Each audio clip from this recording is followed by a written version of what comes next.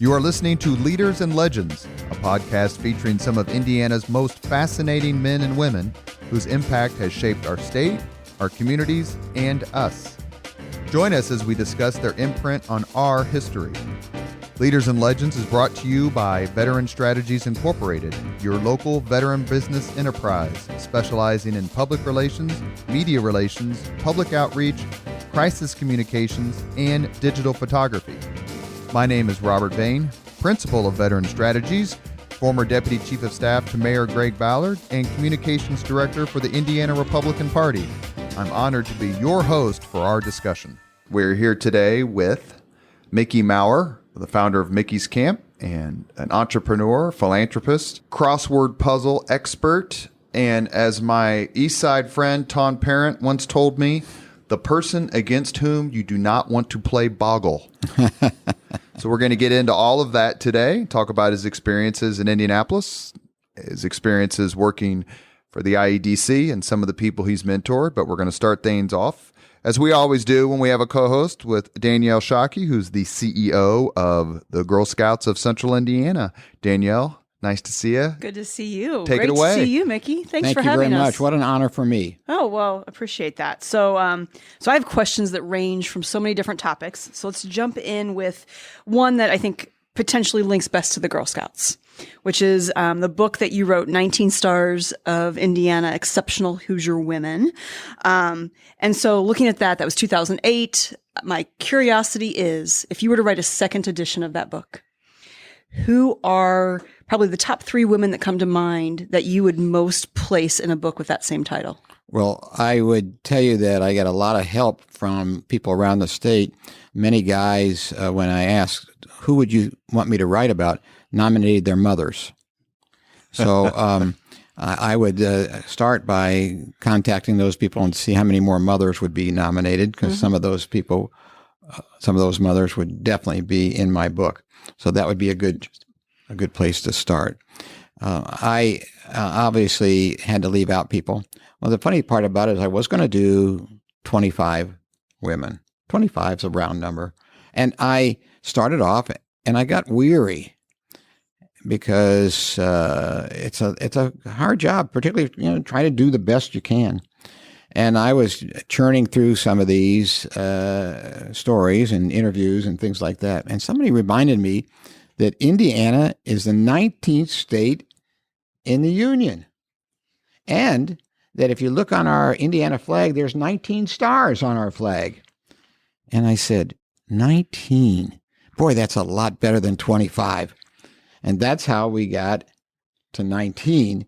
And so I have still lists in my files of 6 others that I thought deemed highly qualified. And to answer your question, I'd go back to my files and find out who those 6 people were. Now, remember, these were living women, because I wanted these 19 stars to be available and be good role models for our children.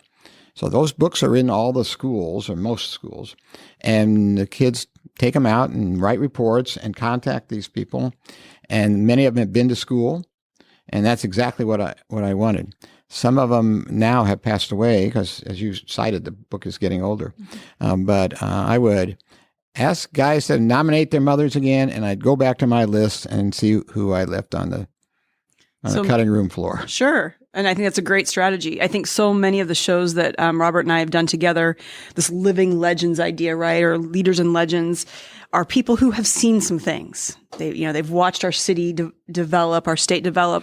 So my curiosity is really, is there a younger leader right now, man or woman, that you think, this person is doing it right, and I feel that they're gonna change, put their stamp on Indianapolis? Well, I sure interview Allison, who you've interviewed. Allison Langdon.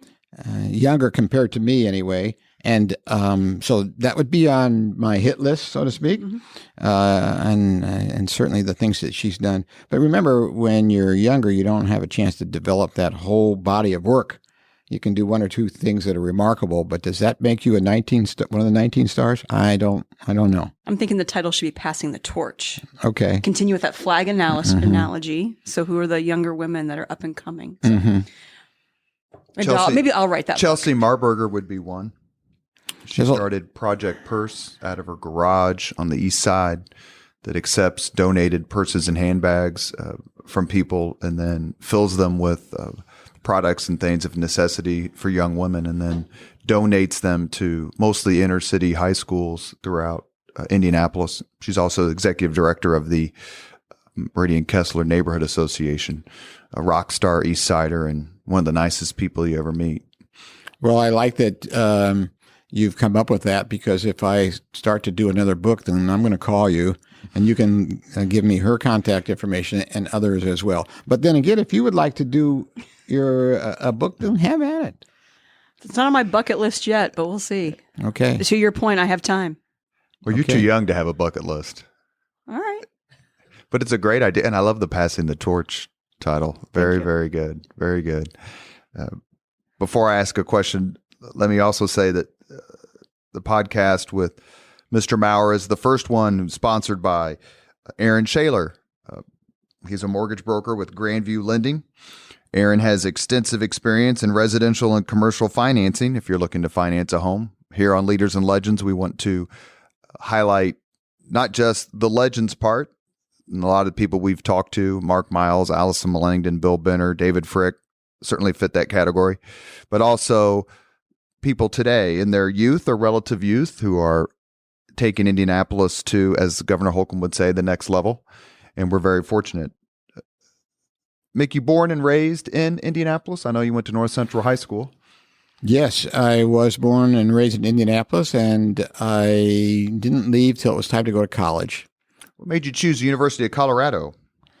Well, I was the first graduate of college in my family, so we weren't oriented too much toward college, and I noticed a lot of my fellow students were picking out of school, and I was in the library and I saw a brochure for University of Colorado. There was a guy on the front skiing, and I thought, boy, that looks like a lot of fun.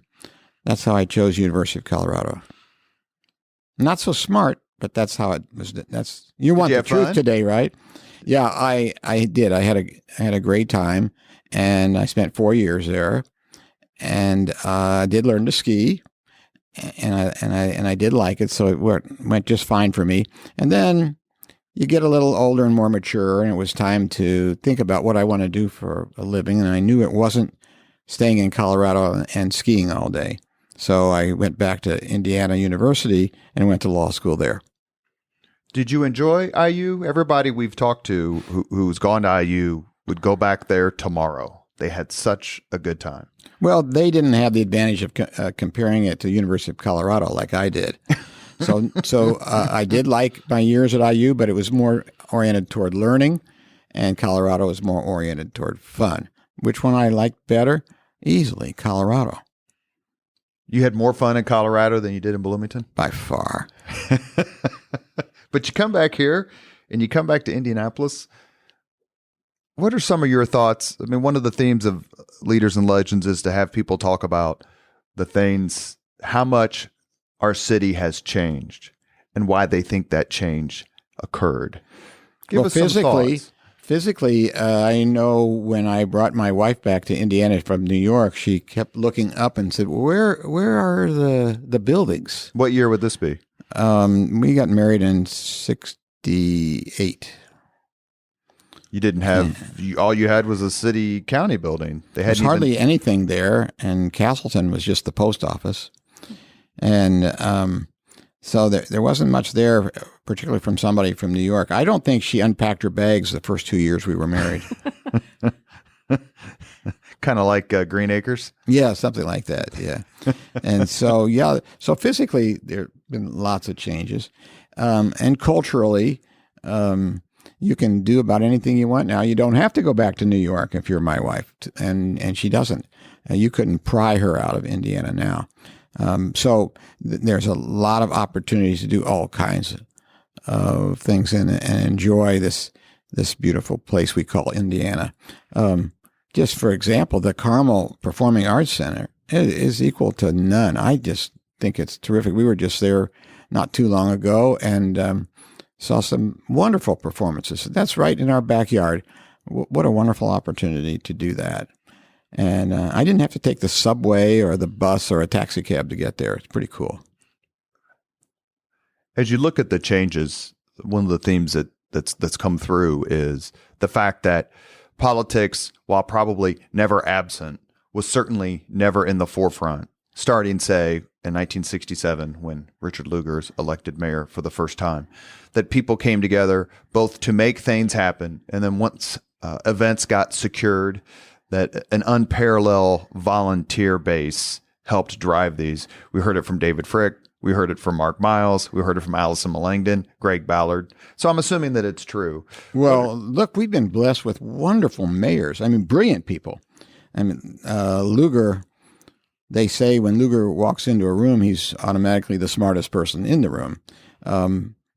But either way, he's a remarkable mayor. And remember Hudnut? I think he was, I'm not sure. I think he was a Rhodes Scholar, or definitely Phi Beta Kappa. He was a brilliant guy. So we've been blessed with some pretty darn good mayors. Steve Goldsmith, very bright guy. And so I think Lugar was a Rhodes Scholar. Lugar definitely was a Rhodes Scholar. Lugar, incidentally, was in my men's book of 19 stars, which came shortly after the women's book because there was an outcry about the patriarchy. Hey, what happened here? Women are taking over. And I said, well, we'll do a book. So he was in that book. But when you think back about the leadership we've had in the city, then it's no wonder that we've done wonderful things here. Those are bright people who are our mayors in those days. So kind of piggybacking on the Colorado idea, and I can't believe you thought he would say IU, Robert. Like, I can't believe you thought that he wasn't going to say Colorado. Well, his name is on a building. I know, but looking back, Colorado's At gorgeous. IU. And looking at your passion for outdoor adventure makes me think that Colorado had to be amazing for you. It was amazing and a great time. But when I first walked into that law school, as I got admitted by the seat of my pants because I was not a great student at Colorado. I got that part straightened out later, but when I walked in that law school, I had goosebumps on my arms. I walked into what they call the moot courtroom, where they have a judge and jury and all that stuff. I said, "Oh my God, I belong here." So it was a great experience. So my question was going to be kind of to the future, right? Workforce, attracting talent, making people who may go to Colorado want to come home again. What do you think is going to be, what do you think we have to do as a state? Well, I think it's a natural phenomenon. I think it's kids, when they grow up, they want to get away. Anecdotally, I had 3 kids, they all left, but they all came back. I would say they drifted back. They didn't come back en masse. They just, eventually they're all back here. Why? Because this is a great place to grow up and to raise children. Plus, it's just getting better and better because of some of the things we talked about. So do we have to make an effort to get people back? I suppose so. And my friend Bill Osterly is working very hard at trying to do that. And I haven't seen the measurement of his success or not. But I say it's a natural flow of things when kids try to get out, stretch their wings. If they have any memory cells at all, they'll say, well, Indiana wasn't so bad. And many of them will come back. Mm-hmm. One of the things that Greg Ballard did as mayor was to try to construct exactly what you said, an enticement. He was influenced heavily by his kids. He had a young son and a young daughter, both of whom were either at IU or just graduated from IU when he was mayor. And he set about creating a city for young people to matriculate back to and then build their business, build their career, raise their family. Is that one of the biggest changes you have seen in Indianapolis in the last 10 to 20 years, is just the amount of activity, the number of young people who want to call Indianapolis home, that Indianapolis is hip in a way that maybe it wasn't 30, 40 years ago? Well, let's take the back end of that question. It really wasn't 30 or 40 years ago. So I'll agree with that. And then on the front half of that, yeah, I'd say there's a lot of improvement going on. And a lot of people are proud to call Indianapolis home. There are a lot of people ask me where I'm from, and I say Indianapolis, But lately, I've been saying I'm from Carmel because they're from a microcosm. Carmel is a big change into what it used to be, and so people who are from Carmel now are proud to say, "Oh yeah, I live in Carmel, not necessarily Indianapolis." But we need to look at it as one big metropolitan area, and that's how we in economic development look at things, and that's how you should look at it. So all in all, Carmel, Indianapolis, everything's shakes down as a great place to live and work. Do you agree with former Mayor Hudnut's dictum that you can't be a suburb of nothing? Yes, I do. And what he's saying is that the core is most, that's the heart, and most important, that should be preserved, enhanced. Yes, I do agree with that. And that's come up a little bit. This show doesn't necessarily delve into politics too much, but to your point about economic development, the use of sports and tourism to help not only grow Indianapolis as a city, grow its tax base, grow its employment opportunities, but also to enhance its reputation around the world has been discussed by several guests, some of whom I mentioned just a few minutes ago. Do you think that strategy has worked? And do you also think that it has been worth the cost? Well, that's two questions. And I would say that the strategy has worked. But is it worth the cost? I don't know. What have we made billionaires out of people because of the largesse that we bestowed upon some of these sports owners? And is it worth it? I don't know. There's a couple of guys that are pretty smart that know how to analyze that stuff. I couldn't hazard a guess. It seems like an awful lot of money to pay, and other cities have chosen different avenues and chosen not to lavish millions of dollars on teams like the Pacers and the Colts, and they may be doing just fine. So I really don't know the answer to that question. So one of the parts of Girl Scouts that I'm particularly proud of is our inclusivity and welcoming all girls. And so I read something that you wrote, and I'm not sure how to cite it, but basically you talk about diversity in Indianapolis and your mother wanting to join Meridian Hills Country Club. And no, she didn't want to join. Okay, correct me, please. But yeah, so it was a situation where my mother belonged to a country club called Broadmoor because that was the only country club that would let her belong. So she belonged there. Let's make sure we're clear. Forgive me. Why? May I ask? Because why? she was Jewish, or is Jewish. She's still alive. She's a young 97 right now. So that's where she belonged. And the tradition in Indianapolis at the time, we're talking in the 50s, was that if you had a tournament at your club, then the other clubs would extend to you an invitation to play there while a tournament was really monopolizing the course at your home course. So her girlfriends, her neighbors, were all going to play golf one day, and they were playing at a country club called Meridian Hills. A very restrictive membership at the time. I don't need to use the word very because everybody had the same restrictions. They would, the Meridian Hills folks wouldn't let her play. Couldn't even play. So she was very upset about that. Who likes to get rejected for any reason? And so it affected me, and I had an opportunity to correct that situation when I gathered more strength and power.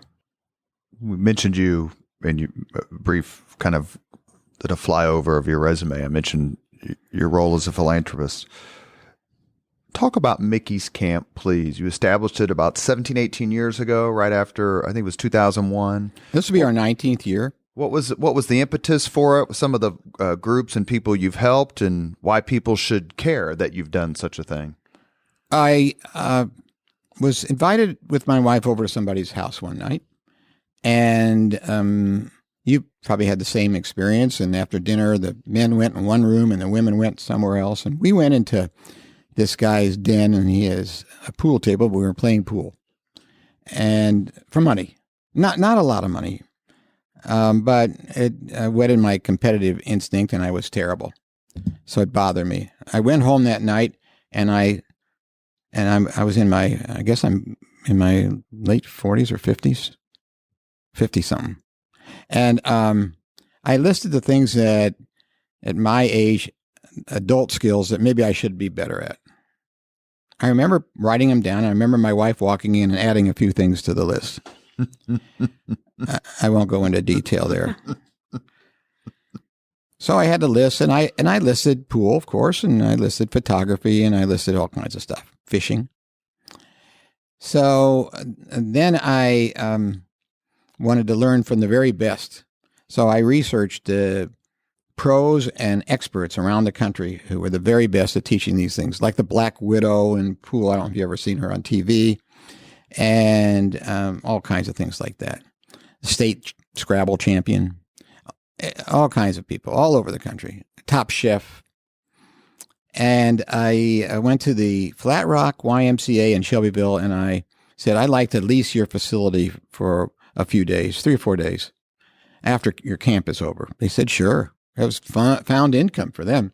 And then I contacted all these pros, and I said, okay, here's what I want you to do. I want you to come to town. I want you to donate your services, and I want you to teach me how to do these things, and I will make it a fundraiser, and everybody will come, and we'll learn from you, and everybody have a great time, and then we'll raise some money for charity. That's what I said. And then I had to start figuring out how to do that. We prepared a brochure. I was totally obnoxious about it. I had this stack of brochures. I'd go into a restaurant and hand them out. My wife refused to have dinner with me out anymore. And I started getting names, putting the arms of my friends. And I said I needed 100 to cover the fixed costs and then have some money for charities. I got to 99, believe it or not, and I was pleased. I get to camp, and one guy says, I'm new in town. I heard about this camp, and I insist upon coming. And that guy turned out much, much later to be my next-door neighbor. His name is Ursal Ozdemir, and he was my 100th camper, and he's been every single year. This will be 19 years, and he's been there 18 years. And a lot of folks said, okay, I did you a favor, Mickey. I did it. I didn't like it. I'm not coming back. But more than enough said, boy, that was great. I'm coming. I'm bringing friends. And from then on, the men's camp has just been full. It was full to the brim last year. It'll be full again this year. And so we raised a lot of money. And then later, when I got to a bigger camp where I could accommodate not co-ed, but a women and men's camp and co-ed days and meals, I had enough beds and stuff to do it. At Bradford Woods, we started a women's camp, and that's probably 10 or 11 years ago. So now we have both camps going, and the middle day, Wednesday, we have a joint lunch and joint classes, and it's worked out very, very well. Still enjoy it? I do. It's a project that you work. It's like a business. Okay. So the business makes $250,000 a year, but our shareholders are charities. So we work hard, just a couple of us, and we put it all together. We make $250,000, and we happily hand it out every year. Some of the organizations you've supported are? There's been over 100. I mean, anybody can be one of our main charities if they're recommended by a camper, if they're a 501c3, if they have local governance, if they promise to spend the money we give them in our community, and if they send 5 campers to camp. 5 campers from their staff, from their board of directors, from their spouses of staff or board, people associated with the charity. That's all you got to do. And so we have a list, and we have no trouble figuring out who wants to be a charity. Everybody wants to be the charity. And we have a list, and then everybody gets the chance. One of the organizations that received some support through this is the Girl Scouts of Central Indiana. Absolutely. I think it's been right around probably 3 years ago. We were the women's charity of choice for the Mickey's Camp. We're thankful, very thankful. We've continued to support. We've continued to send people because they had that great of an experience. Oh, please do that. Absolutely. And then we'll make you a charity again one year. All right. I'll hold you to that. Okay. In 2004, a fellow named Mitch Daniels was elected governor of the state of Indiana. You guys went to the same high school? Not at the same time. A few years apart. Yes. Governor, if you're listening. A few years apart. And you went to go work for him as Secretary of Commerce, if I may put it that way. What was that like? And what do you think the impact of the Daniels governorship has made on Indiana? Is it a watershed event in our history in your mind? Yes, I think Mitch Daniels probably did as good a job as one could do. And it was at a time when we had a lot to do. Economic development took great strides forward because Mitch and his team made the regulations easy for us to sell companies to come to the state. Taxes were relatively low compared to our neighbors, and our credit rating was very high. So all we had to do was go to work, which we did, and we brought a lot of businesses to the state of Indiana. And so that went very, very well. I was comms director for the Indiana Republican Party in 2006 and 2007, before the Daniels administration really it was in a bad way politically, especially in 2006. We had a rough year at the ballot box. But about that same time, you had things like the lease of the toll road up north and the securing of the Honda plant. And what were your opinions of that? And if you were involved in either one of those, if you could, Sarah, I was backstory. peripherally involved in the toll road, so not really. The Honda, that was strictly economic development. That was my bailiwick. And the Toyota plant, the same year. We were the only state that has 2 Toyota plants. We worked very hard on both of those. We had some support from the legislature on Honda and some of the other players, but Toyota we kind of did ourselves. And those were just 2 of tons of deals. Nestle, if you go up to Anderson, you see Nestle. We did the Nestle deal that same year. And we did the Viola Water Company headquarters, national headquarters. We did some very big deals there. We did some Rolls-Royce work, and then lots and lots of smaller deals, which is really the backbone of Indiana small business. It was very, very active. I didn't bring any stats with me, but when I used to cite the work we did, the Democrats got upset because it kind of inferred that the prior guy was a failure, and I didn't mean to make that inference. So Governor Kernan, Governor O'Bannon, you mean? Yeah, and his guy. So I don't do that anymore. But we were very proud of the work we did. Would it be fair to say, without being too direct, that you crossed the aisle to work for a Republican governor? I like to first find a moderate Republican to vote for. So, no. Like Lugar, I'm a big fan of Lugar's, for example. I would vote for a moderate Republican first. Have you seen one of those guys in the last few years? Maybe I'm one. Well, but I haven't seen many. So Greg Ballard? I probably voted for. No, I couldn't because I don't live in the city. Carmel. Yeah. Mm-hmm. But I did vote for our mayor, Carmel mayor. He's a Republican, and he's not way out there on the right. So, yeah, he would qualify for me. But if I don't find a moderate Republican, then I'm going to look elsewhere, and I'll vote for a Democrat too. So that's where I am. One more question about Mitch Daniels before Danielle takes over, and that is, he seems to possess a quality of leadership combined with intelligence and unparalleled, I would say, communication skills. How often do you, or correct me if you don't think I'm right, but what he's doing at Purdue, which is where my son's getting ready to go because he's got into the aviation school there, it just seems that there are certain people who just have it. And we can define it, it's somewhat nebulous. Governor Daniels seems to have it. Are there other people you've encountered in your business career who you'd like to just mention for a few seconds who just singularly impressed you? Well, we were talking about politics, and Lugar is a very impressive guy, so I would say that's pretty good.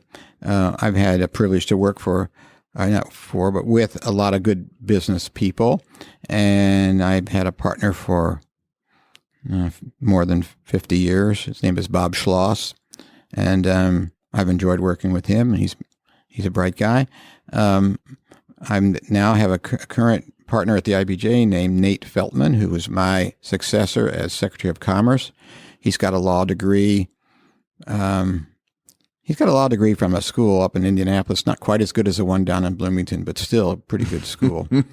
And he speaks fluent Russian, and he's got a great track record and marvelous hair. Yeah, and I say, if he isn't it, he will be it. You know, it's hard to describe, but don't think for a minute that Mitch Daniels is automatically it. He's a hardworking guy. And if you want to be, as you call it, it, then you got to work hard. And people shouldn't lose sight of that. He's not automatic. He puts the time and energy in to get it right. It was a pleasure to work for him for the most part. He may not return the compliment. I must have driven him crazy. But what did you do that drove him crazy? Can't let that hang. Yeah. Well, I think I was the oldest person in his cabinet, and the one that he told me to run the IEDC as a business. And so I would keep that in mind versus some of the dictates that he delivered. For example, he put a moratorium on salaries for a year. You were in that era, probably remember that, or maybe all of us did. So everybody in the cabinet dutifully put a lid on any raises, and I, on the other hand, gave my good people raises. And there was a budget guy named Chuck Shalio, who was a very bright guy, Yale graduate. Yes. Nice guy, too. And he called, and he was less than happy about the fact that I disregarded the orders of the boss, gave my people a raise. And I said, well, Chuck, you'll also note that he told me to run my IEDC like a business. And you can't run a business if you don't give your best people a raise. They'll leave. And that's a lot of the reason why government employees do leave. They don't get paid well. So I gave them all the ones that should have deserved raises. I gave them raises, and Chuck said, okay. He checked with the governor. Okay, but that's one of about 20 different things, and we could have this entire afternoon of things where I had to do things the way I thought they should be done, and I don't think the governor was always pleased with the way I ran. You might have to interview him next. Oh, we'd love to have him on Leaders and Legends for sure. Absolutely. But one of the things that you hear from whether it's elected officials or top CEOs, a lot of their pride, and that's an apt term, comes from the people who worked for them and have gone on to do amazing things. Whether it's Nate Feltman, who's marvelous and bright and successful and very engaging, very humble, terrific guy. Ryan Vaughn, who's been on the podcast. Michael, who worked for Greg Ballard. Michael Huber, who worked for Greg Ballard. We're hoping to get some folks who worked for Peterson and Buy and all that. It's really one of the legacies these top executives and elected officials leave. Is that something that's been important to you as a top executive and philanthropist here in Indianapolis? Well, when I was at the IEDC, and we started that place, we were the first people to put that together, and I thought, what a legacy I'm going to leave here. And we hired people, we trained people. The commerce was in terrible situation, and when we were out, we left it in humming shape, great shape, and I thought, well, there's a legacy that'll last forever. I think I dropped by 2 years later, and I didn't recognize a soul. So if you think that you're making a big imprint, maybe you're really not. Not that the place was not doing well. It was doing pretty well. But I think you have to have an outsized ego to think you're going to leave a legacy when, in fact, you probably won't. So I mentioned off air that a colleague of ours who works at the Girl Scouts in a chief position used to work for you, Mickey, and she tells a story that she was potentially in the organization at the time, and it doesn't matter which one of the organizations you were a part of, that she was just a nobody. I mean, she was a employee, but what struck her most profound about you and talking about legacies is she felt like at any time, and she did this and you did this, that she could call and say, can we have lunch? Or can I talk to you? And you always said yes, that you always cared about hearing from a variety of people in your world. And so I feel like that's, a legacy. But I wonder if now looking back, is there something that you've always felt was fundamentally core to who you were? Was it the way you treat people? What is that? One time in my early career, I was working for somebody, and he asked me to call a group, the Jacksons, out of southern Indianapolis. And why I remember that, because I was very upset at the time because they wouldn't return my call. I think they were real estate developers, or grocery store owners, or who knows what. And my boss, his name was Gene Glick, kept asking me, where's that report? Where's that report? And I couldn't give him the report because I couldn't get the right people to call me back. And I said to myself, well, I'm never going to behave in that manner. I'll call everybody back. Even if I know they want to sell me life insurance, I'll call everybody back. And so I've called everybody back in my entire career as quickly as I could. I've kept my word. And I am proud of that. But we have changed a few things. One is, remember you mentioned the lady wanted to have lunch with me? I know her and I like her. We don't do lunch anymore unless you're a friend. So I work very hard, and I return every email and every single communication, and I'm available to everybody no matter what they want. But lunch, you got to be a friend to have lunch. And so my assistant will say, do you know that person? Because if you don't, somebody will call up and say, I need to have lunch with Michael. Well, I'm not Michael, I'm Mickey. So that's a dead giveaway. But we check that out. And in the middle of the day, I'm having lunch with somebody I like and somebody I know. So I can relax a little bit. So that's an exception. I didn't always do that. But that's one thing I give myself a chance to relax at lunch. That's awesome. So I've read somewhere, and maybe it's wrong. Do you have a deadline for your last article? Like, do you have a goal in mind for when you are going to write your last IBJ article? In my column that just came out this week, I say at the end that after, and I don't remember now, 25 to 30 years of writing columns on a regular basis, I'm going to stop at the end of this year. Okay. So I didn't want to stop writing a regular column. Maybe somebody might ask me to write a column in the IBJ from time to time. I don't know. Or maybe I'll feel inclined to want to do that. But on a regular deadline basis, I'm done at the end of this year. Can you imagine facing a deadline every 2 weeks for that many years? It has to feel freeing to think about not having a deadline every 2 weeks. It sure does. Yeah. So my question was going to be, is there something on your list that's been too sensitive, not the right time, that you want to write about before that deadline, before that last deadline? Oh, I hadn't even thought about that. But in my column, sensitivity is not a limiting factor. I'll write about sensitive issues. I've read many, and I agree. I just didn't know if there's sometimes... You mean you haven't read them all? I was going to say how young I am, but no, I've not read them all. Oh, well... It's because I will go back. You don't like to read me? No, I do like to read you, very much so. Oh, okay. I'm a fan of the entire magazine, the IBJ portfolio. All right. But you're right. It seems like you will write about a lot of things. Book banning and Vice President Pence and just things that I think are such interesting topics. But sometimes I think they're interesting topics, but our community isn't ready for them. And so I didn't know if there's something that I write about things before the community is ready for them. Good for you. I think it should be written about. I mean... I own the damn paper. But the funny thing about it is, I wrote a column last month. It was an April Fool's send-up, and the newsroom refused to print it. And let's realize one thing very, very important. When I bought the paper many years ago, 30-some years ago, I said, okay, the newsroom is off limits for me. I'm not going to influence anything you write about.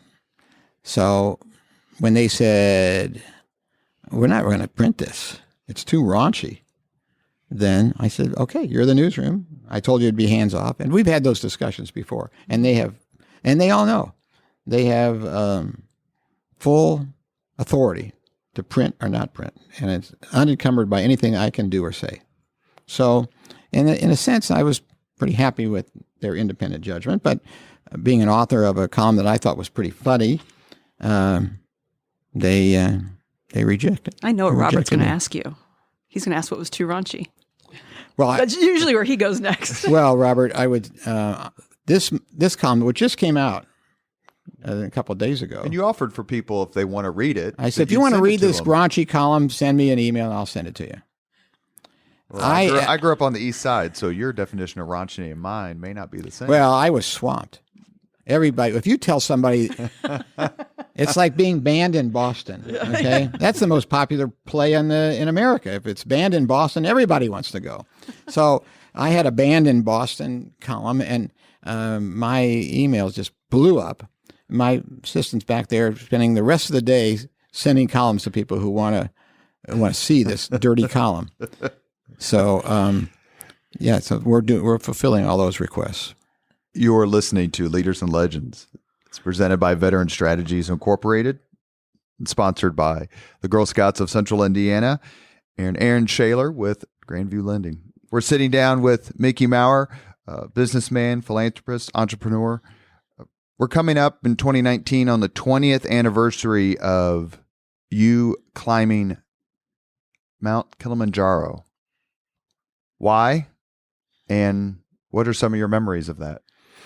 I was there in Africa with my wife and a big group of people on one of those Indianapolis Zoo sponsored tours.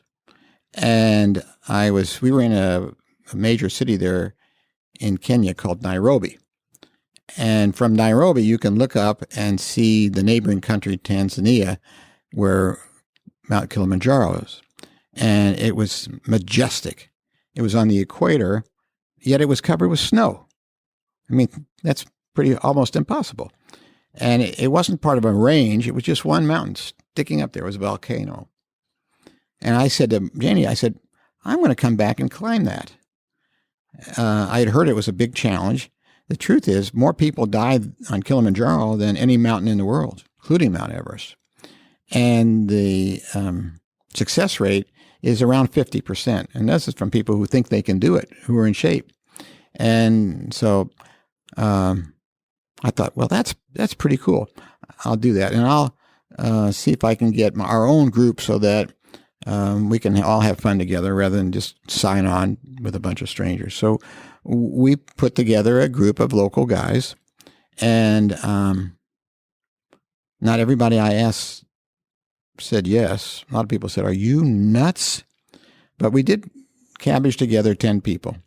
And I spent a lot of time. We went in September, I think, and spent all summer working hard to get in shape and did. And 9 of us made it. One guy had mountain sickness, and it was pretty serious, and we had to get him off the mountain quickly. And that's how a lot of people die up there. But 9 of us made it, and we all got together, and we used to get together on a regular, maybe every couple of years. But and we told the group, and who wants to go back? 9 of us said never, and the guy who didn't make it said, I'll go back. But did he make it? He never went back. No, Never went back. Never went back. It was very tough. It's like my father used to say. The Army, he was a World War II soldier. The Army was the best thing that ever happened to me, but I'll never do it again. So that's kind of like, we loved it. We loved hanging out with one another. And it's like, like the Army, going to war together, being successful for the most part, but nobody wanted to try it again. Remember, we're older people. We're in our 50s at the time. We're not 20s. Sure, and I had read before that Kilimanjaro was the most dangerous. Why? Jagged peaks? No, not so much. Atmosphere? No, not many people die falling off the mountain like you might think. It's ultra high altitude, so you can die easily from that. It's tough. So you think you're in shape, but you have to really be in superior shape. And so you can die from that. It's very cold. It can be very, very cold at night. You can't drink the water. So, I mean, it throws a lot of challenges at you. And so, yeah, if you're vulnerable to any of that, then you could easily die. Some people fall, but that's not where death claims most of the people on Kilimanjaro. Talk to us a little bit about, as we wind down here in a few minutes, your love of crossword puzzles. I was at law school. I remember vividly what happened. There's a saying in law school that the first year they scare you to death, the second year they work you to death, and the third year they bore you to death. So I was in the third year, and I was sitting there bored to death. And a guy in my class, I looked over, and he was working a crossword puzzle. I said, wow, he's got something to do. I'm just tired of this professor. And incidentally, when I came back to lecture, I looked out, and there was a guy working a crossword puzzle. So served me right. Anyway, I went out and got a crossword puzzle for the next lecture from the Louisville Courier-Journal, and I was happy as a clam, sitting there half listening and half doing a crossword puzzle. And I got hooked. A lot of fun. And so one day I worked at what I thought was a particularly bad crossword puzzle, and I said, gee, I can do better than that. So I went about making a crossword puzzle, and I sent it into the New York Times. And it was promptly rejected. And I said, well, hey, that was a pretty good puzzle I wrote back. What's wrong with it? He said, I didn't want to hurt your feelings, but this puzzle contains a plethora of esoterica. And I didn't know what either word meant. I had to look them both up. And then from there, I redoubled efforts and through a lot of crazy things, started publishing. And I've been doing it ever since. Why would my good friend and fellow East Sider, Tawn Parent, who used to work at the IBJ, specifically mention to me years ago, by the way, your love of Boggle? She told me, stay away from him. If he gets out the Boggle, don't do it. We, at the IBJ, by the way, I love Tawn Parent. She's a terrific lady, a wonderful woman, and bright as can be. And a pleasure to work with. She was a great gal. I'm sure she still is, so I don't see her too much. She's terrific. I just saw her on election day. She's working at IPS. She's doing wonderful things. Terrific husband, and their son, who beat cancer as a kid. That's right. Went to University of Alabama. Yeah. I think the world of Tawn Parent. We, at the IBJ, I forgot what day, I think after we got the paper out, maybe a Thursday. Paper goes out on Thursday at the time. Now it's out a little day earlier. We'd all sit around our conference room and bring in something to eat, and everybody's relaxed because the paper's gone. Deadline doesn't start till the next day. And we'd play Boggle. And Tawn was a pretty good Boggle player. Well, she's extraordinarily bright. Yeah, but I was better. So she's right about that. I'm not better at everything, but I was better than she was at Boggle. So she has. You must have scarred her because she's mentioned it to me more than once. Yeah, well, Boggle, crossword puzzles, words. It's if you practice at those things, you get better. So we had a great time together, and that's where she got that. And when Will Shorts, who's the New York Times crossword puzzle editor, comes to town, he's from Crawfordsville originally, we'll sit down with a group and play Boggle. And so it's Boggle at a fairly high level. She's right. We always end the Leaders and Legends podcast with the same 5 questions. But before we do so, since we have Danielle here today, Danielle, do you have one last question you want to ask Mickey? Yeah, absolutely. So part of our audience for being on Leaders and Legends is for our girls, our 29,000 Girl Scouts in Central Indiana, we hope, or certainly their parents, troop leaders. So I'm wondering, Girl Scouts is about building girls of courage, confidence, character, who make the world a better place, for which, as I listen to your answers today, I think you have all of those. Thank you. What would your advice be, particularly to a young girl who's, just young girl for her future? What's most important to be successful, do you think? I don't think that answer is any different than what I would tell a young boy. Yeah, I tell absolutely. a young girl. Yeah. So to be specific about from a woman's point of view, from my world, is that if you are an entrepreneur, nobody cares whether you're a boy or a girl. There's no glass ceiling. People want to get the best product at the best price, and they want to get the best service. And if you've got a business that does that, then there's no limit to what you can do. But entrepreneurism isn't for every girl or every boy. But that's just kind of a small little piece of advice. If you're complaining to me about where you can't get ahead in corporate America, there's another thing you can do. That's being an entrepreneur, and nobody cares whether you're a boy or a girl there. You either got the goods or you don't. On the other hand, if you want to make it in a big bureaucracy, you might ask what the track record is so far. So let's say you want to work at a bank, have some knowledge about a bank. Go to that bank and figure out, look at the organization chart, and how many women are running divisions of that bank today? How many women are on the board of directors of that bank? How many women are satisfied with their employment situation at that bank? The track record will tell you a lot about what's going on in that corporation, and it's a lot easier to make it in a corporation that already understands this. So I would do some research, not just what they're going to pay me, not just what the job's about, but what is the company about? I would do that. So I probably monopolized too much of time on that one question, but those are a couple of ideas. That's a really great one, actually. Before we get to the 5 questions today with Mickey Maurer, I want to remind the audience that we have a new sponsor. That's Aaron Shaler, a mortgage broker with Grandview Lending. You're going to hear more from Aaron in subsequent podcasts. Thank you very much, Aaron, for sponsoring us, along with the Girl Scouts of Central Indiana. Mr. Maurer, the first question of the 5 questions is, what was your first job?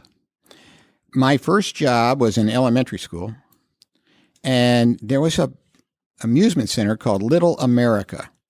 Now, if you haven't lived here your whole life, or you're younger than, say, 65, you've never heard of Little America. It's an amusement center. It was right right by Glendale. Okay, right. Across the street from Glendale, on the west side of the street, and on the south side of that corner was Little America.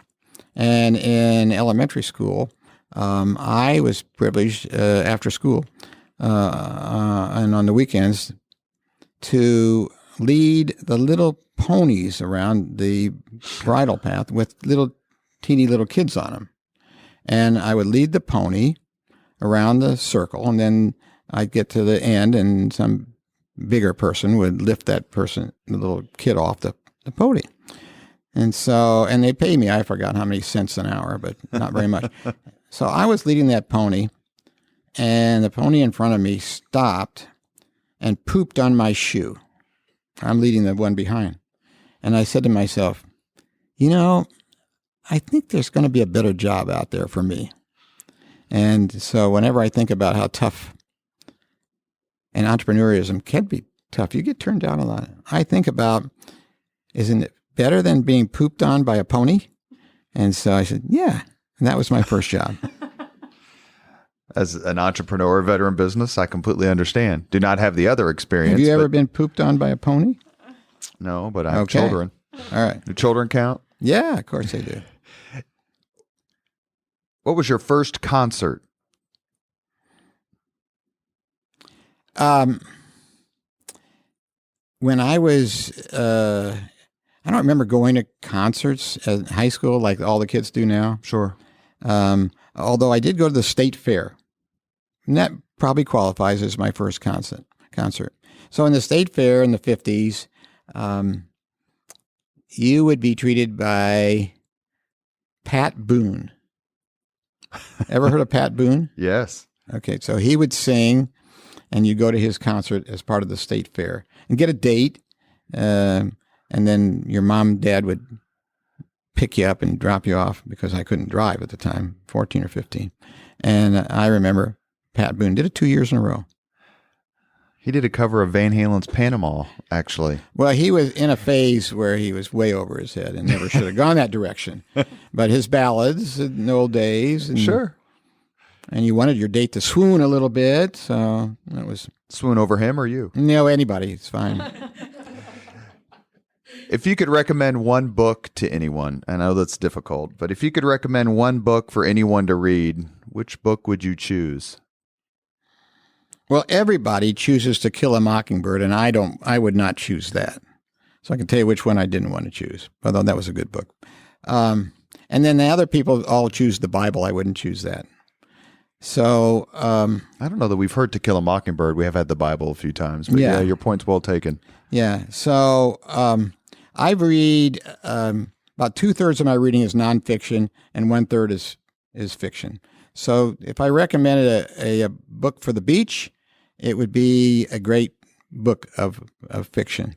And I just read a great one about a guy that comes to New York in the 1700s, and this podcast is going to have to wait or contact you for me to give you the title of that book. But it's a beach book, and it's got a great setting there, and it's got murder and mayhem and everything else. So great fiction. So I liked that. The nonfiction, there is a memoir of a lady, I think it's called West with the Night. Extraordinarily written book about a woman, aviatrix, and her life. And from a memoir point of view, it's the best memoir I ever read. And that's called West with the Night, and that's a powerful book. And I read a great textbook in school called Principles of Criminal Law, written by the most extraordinary professor. And it was hard to get through. Nobody could make it.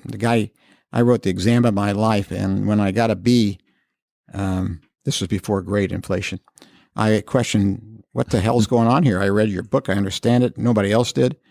I loved your book. He said, I didn't give any A's. Those are the olden days. So from a textbook, from a memoir, from a fiction, those are some of my good books. If you could witness any event in history as it happened, be there, which event would you choose? Historical events. There's some wonderful opportunities to view history, and I would say English history would be a favorite of mine, and there's so much controversial things going on there. And do you want to discover the fate of the princes in the tower? Yeah, perhaps that's it. But that'd be the direction I'd look.